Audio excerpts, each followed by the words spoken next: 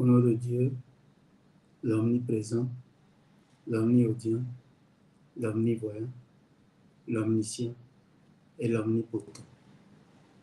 Toutes nos louanges sont adressées à Dieu, créateur de tout, pour notre vie, notre santé et notre guidée qui nous a gracieusement accordé à nous tous qui, de près ou de loin, avons contribué, contribuons et allons plaisir à Dieu contribuer à l'avènement de ce nouveau concept et à l'accomplissement de son plan d'affaires en adoration à lui, le Tout-Puissant, à qui nous confions notre œuvre et nos personnes. Lui, le seul vrai Dieu, pour qui nous augmente le savoir-faire et le pouvoir-faire, l'humanité propriétaire du travail industriel humain universel, TIHU, l'humanité financièrement indépendante, l'humanité financièrement libre, l'humanité des êtres humains qui aiment pour les autres ce qu'ils aiment pour eux-mêmes. Nous nous engageons, Seigneur, à nous allier à toi, Dieu, et nous engageons notre groupement d'intérêt économique, économie sociale de marché commun, GUESMC, ainsi que le monde bénéficiaire de cette nouvelle connaissance du travail, le travail industriel humain universel, TIHU, à s'allier exclusivement à toi, Dieu, le créateur de tout, le généreux donateur de tout, afin que par cette alliance, nous puissions offrir effectivement à l'humanité la marchandise qui construit l'humain, qui aime pour l'autre ce qu'il aime pour lui-même, pour que, par le travail industriel humain universel, TIHU, l'outil de développement durable pour la globale localisation des 17 objectifs de développement durable, l'humanité se restitue enfin sa dignité. Ainsi soit-il. Nous sommes dans la suite de la thématique du Jardin d'Éden que nous avons intitulé Dieu de l'Éden à l'Éden, eschatologie égale économie universelle. Nous sommes porteurs en effet de l'économie universelle et au travers de l'invocation que vous allez écouter à chaque début de nos émissions, nous avons un plan d'affaires et ce plan d'affaires est ce que nous confions à Dieu à travers cette invocation, afin qu'il nous augmente le savoir, le savoir-faire, le pouvoir-faire. Quoi donc? Le travail industriel humain universel. Nous avons donc le plan d'affaires du travail industriel humain universel. Et nous voudrions exécuter ce plan d'affaires en adoration à Dieu, l'unique, tout-puissant. En réponse à la parole,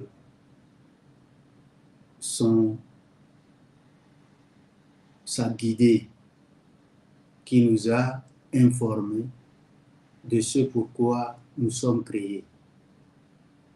Et nous sommes créés rien que pour l'adorer. Tout donc ce que nous faisons est compris dans cette mission que nous avons sur la terre. C'est pourquoi notre travail qui a été dénommé travail industriel humain universel est l'adoration dont nous présentons le plan d'affaires à l'adorer le Créateur, afin qu'il nous augmente le savoir, le savoir-faire et le pouvoir faire cette adoration justement.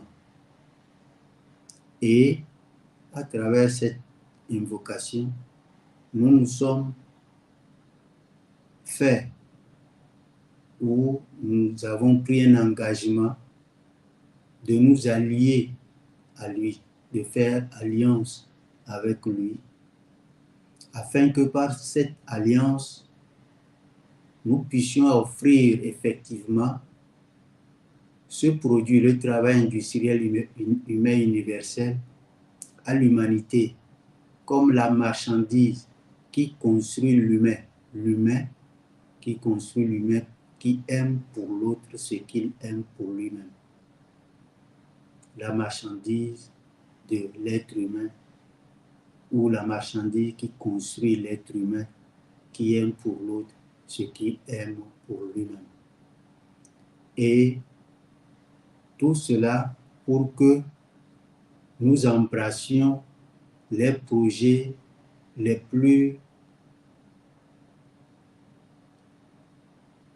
universels possibles, les projets de l'humanité que nous découvrons aujourd'hui en train d'être les attentes ou en train de renfermer les attentes depuis que l'humanité au sommet de l'ONU s'est attribué des objectifs à réaliser dans la quête de la paix qui nous interpelle, puisque pour nous l'adoration, c'est la construction de la paix.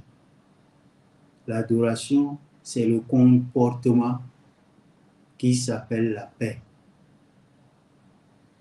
Et l'adorer est la paix.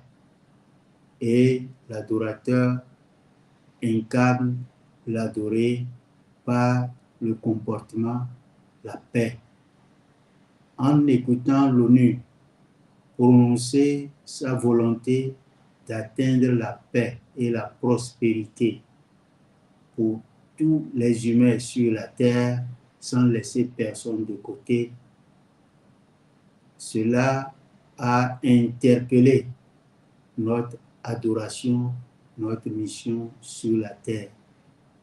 Nous avons donc élevé notre outil, notre marchandise à la hauteur de cette destinée qui est l'accomplissement des 17 objectifs de développement durable qui sonnera la dignité de l'humanité, qui posera le verdict dernier du Créateur au cours du jugement où il verra l'humanité tout entière s'acharner à œuvrer pour sa religion, la paix, qui sera la dernière.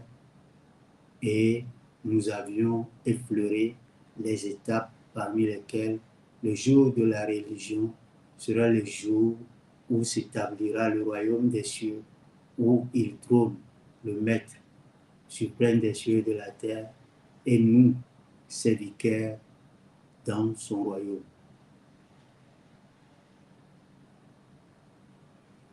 Nous rappelons également que, étant détenteurs de ce produit, l'outil que nous avons constitué, construit pour le développement durable, nous avions compris que l'adoration ne peut se faire que par la guidée.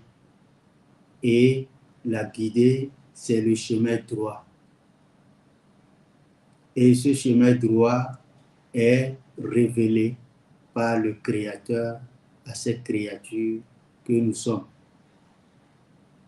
Et nous avons compris que la révélation de sa guidée a été confiée au guide, que nous avons compris que seul en les suivant, nous serons sur le chemin droit. Ce chemin droit devait être compris et nous avons récapitulé le parcours de ce chemin droit en des stades que nous avons voulu assimiler à l'eschatologie. Pour nous, le début et la fin d'un parcours qui a été prédestiné pour que s'accomplisse le destin et que la destinée soit dans le cœur du réalisateur de destin que nous sommes, de l'accomplissant, celui qui accomplit le destin que nous représentons. Nous sommes ceux qui accomplissent le destin prédestiné par le Créateur dans le chemin droit, l'eschatologie donc. De tout ce que nous avons dans l'eschatologie, pour le Créateur, c'est notre programme, notre plan d'affaires, notre cahier de charges pour quitter de là où nous sommes ou de là où nous avons été sortis pour revenir à cette destinée. Seule la sortie pour le retour constitue notre mission sur cette terre pour que, à la résurrection, nous puissions faire valoir notre travail qui sera désormais séparé entre le bon et le mauvais travail. Et lorsque nous aurons le bon travail qui dépasse les limites du mauvais travail, et dans sa grâce, il nous accorde la vie éternelle dans le bien. Et nous avons pris notre destin en main pour chercher l'eschatologie dans le livre. Et nous avons intitulé cela les mystères. Dans le livre, quoi qu'il soit éparpillé ou que ce soit qui le détienne, nous avons, par la grâce de l'Éternel, su que c'est par la lecture qu'il nous a interpellés pour la première fois. Et il a dit que c'est de par cette lecture que nous aurons l'enseignement qui nous enseigne ce que nous ne savions pas. Lis donc au nom de ton Seigneur. Et nous avons effleuré les paraphrases en allant jusqu'à clore notre compréhension sur le fait que ton Seigneur qui a enseigné et qui a enseigné par la plume à l'homme ce qu'il ne savait pas.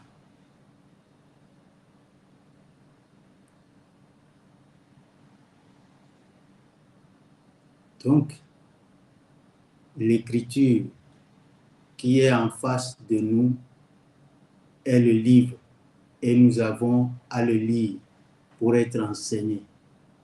Et si justement nous devons être enseignés par le divin, nous serons dans le chemin droit, faisant usage de tous nos pouvoirs.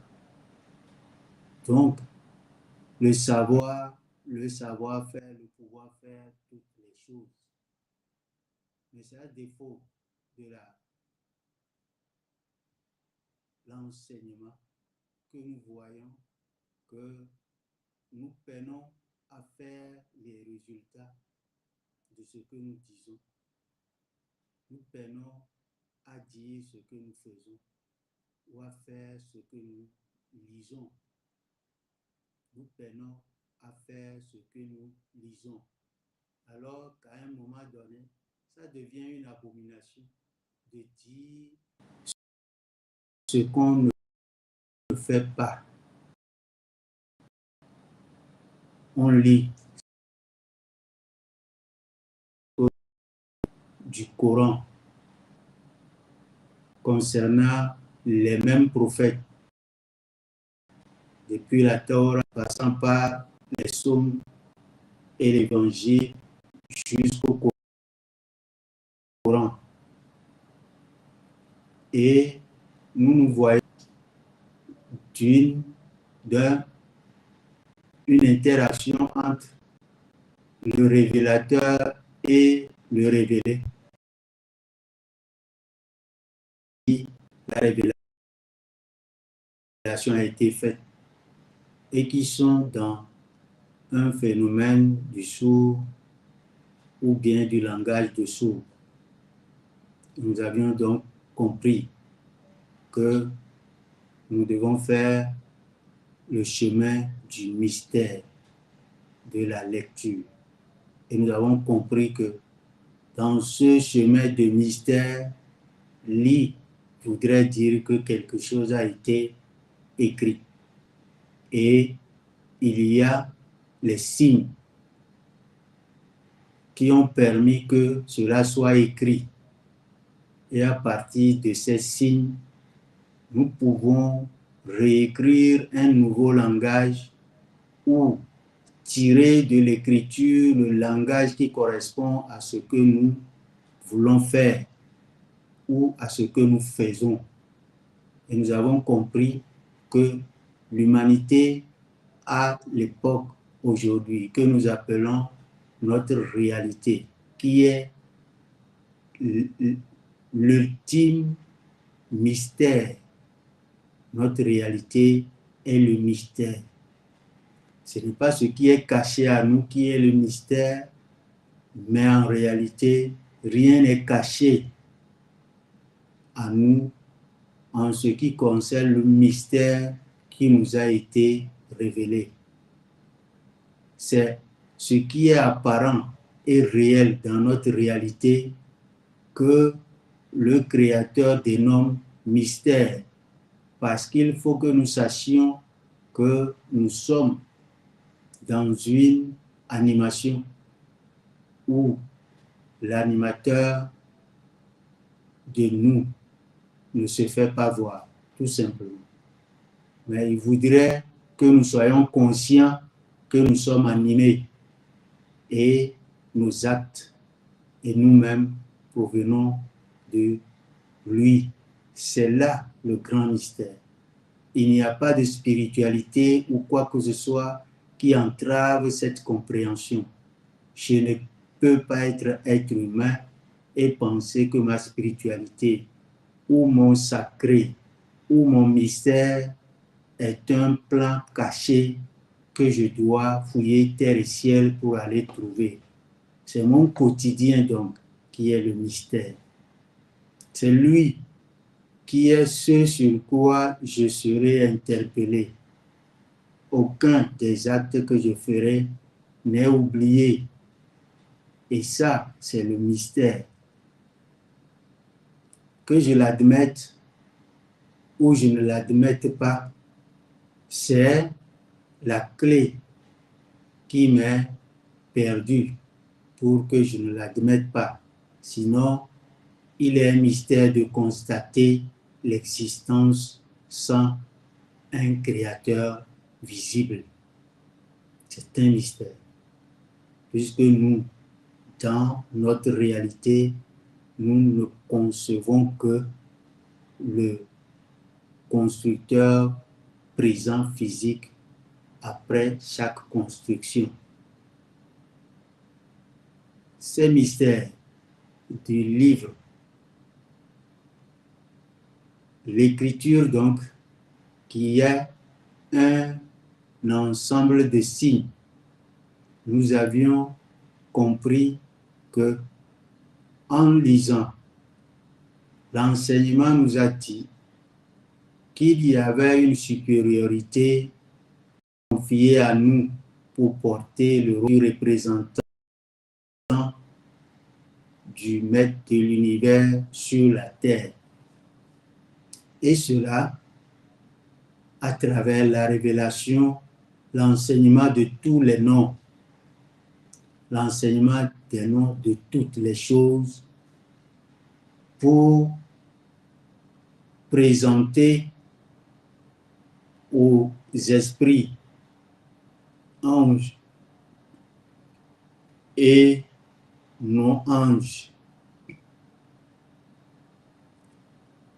pour que, après que ces esprits soient mis en état de fait, que l'humain, quoique sorti, est nanti d'une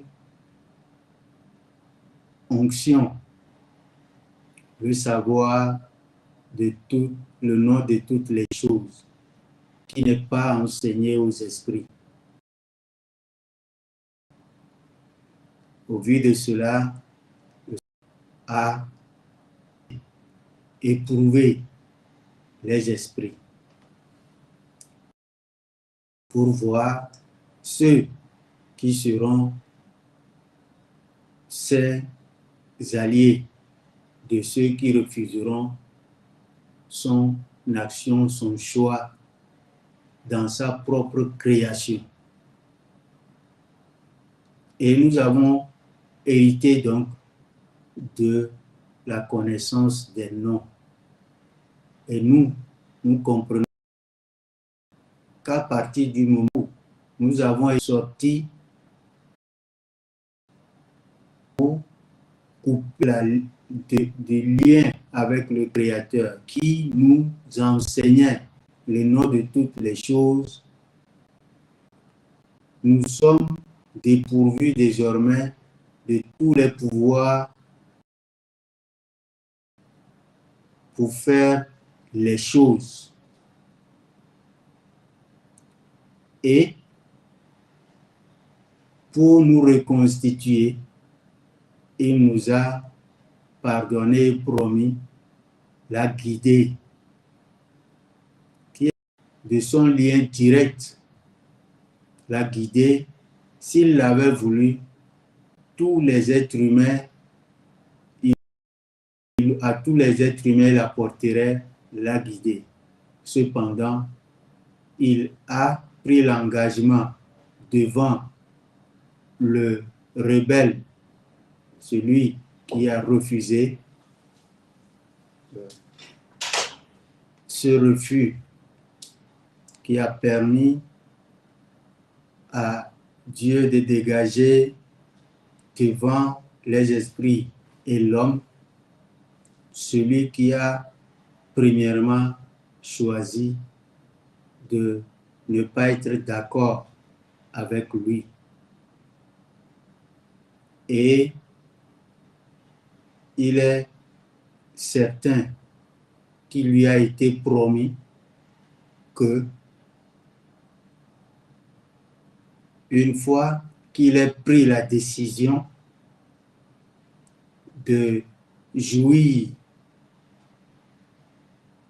de son intention première, qui était le refus de voir un corps créé après lui, une créature, selon lui, moins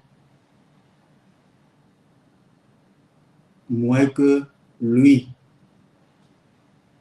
à qui lui doit une allégeance ou une prosternation. Il a pris la décision ferme et demandé à l'autorité suprême de lui accorder du temps, de lui donner alors sa puissance. Et par cette puissance, il égarera tous les humains. C'est ce pourquoi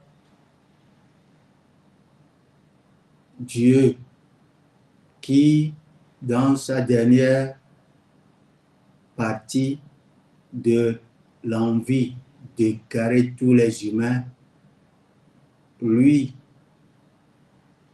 le rebelle, a dit que sauf ceux à qui tu auras accordé ta protection. Et oui, Dieu dit que sur eux, tu n'auras aucun pouvoir. Et c'est à seule cette condition que la volonté de Dieu a été exécutée pour que Satan soit la réalité qui va continuer une lutte pour la survie de son intention. Et à côté de cela, un chemin nouveau est prêt à être déclenché au moment où il nous égarera effectivement du jardin d'Éden. Et donc, le scénario, l'eschatologie donc, a été exprimé à sa juste mesure. Et lorsque nous serons appelés à être guidés, et quand les guides ont commencé par nous amener la guider, c'est seuls ceux qui les suivront qui auront préservé leur vie éternelle dans le chemin du jardin d'Éden final, le paradis. Il dit, s'il avait donc voulu, il aurait, Dieu donc, aurait envoyé la guider sur tous les humains.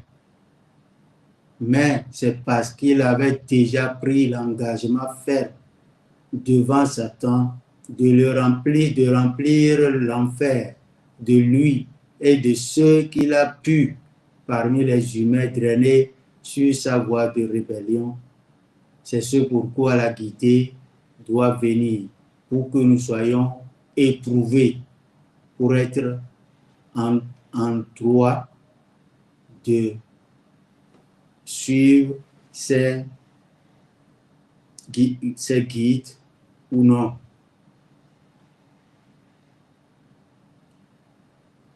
Et dans notre voie de l'eschatologie et du mystère hérité des noms, nous avons voulu établir le nouveau langage pour que nous puissions aller dans notre adoration, nous, du côté de ceux qui suivent la guidée.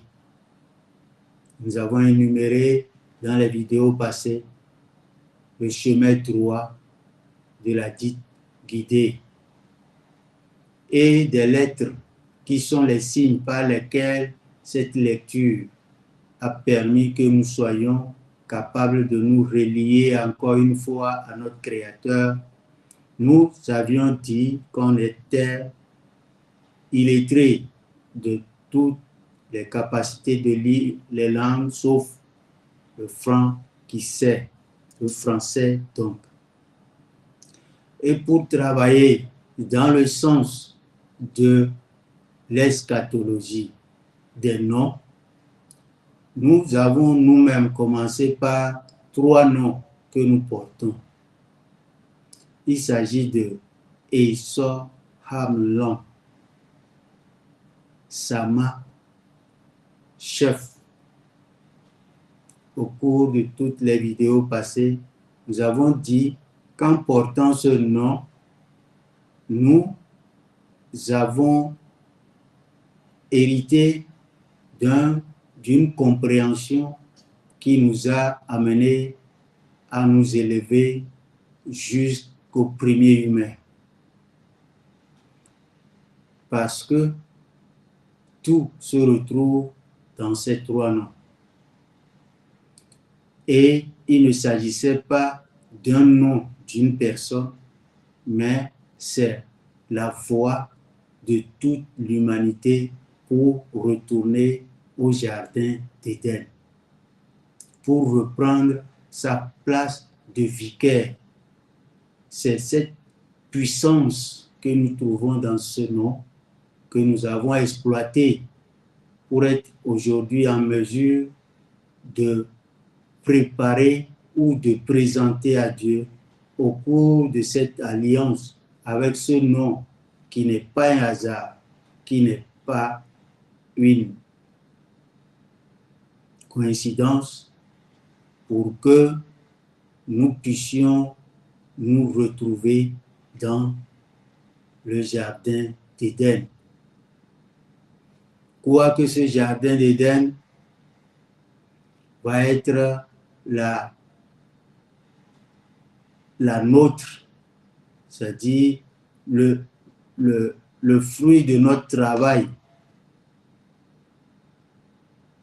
Donc, le jardin d'Éden rempli de tous les délices artificiels pour que nous ayons le bonheur ici-bas, la prospérité ici-bas, que nous allons assimiler à la prospérité de l'au-delà, où nos yeux, nos sens ne seront pas capables d'apprécier dans notre vie présente. Cependant, en goûtant déjà la prospérité ici-bas, l'amour du divin nous envahira et nous mettra dans les postures de l'adorateur qui adore pour attendre, étant satisfait, la satisfaction de son adoré et les récompenses que cet adoré a promis à son adorateur qui a l'âme pacifique, l'âme qui a goûté à la paix donc qui ne peut aller sans la prospérité. Sans la prospérité générale et universelle. Et qui hérite de cette prospérité aura construit la paix, la dite prospérité universelle. C'est lui qui serait interpellé ou nommé âme apaisée rentre dans le royaume éternel. Le premier nom qui signifie Dieu m'a enseigné a commencé par la lettre E et sort en nom. Dieu a enseigné qui? On dit Sama, qui a commencé par la lettre S. Et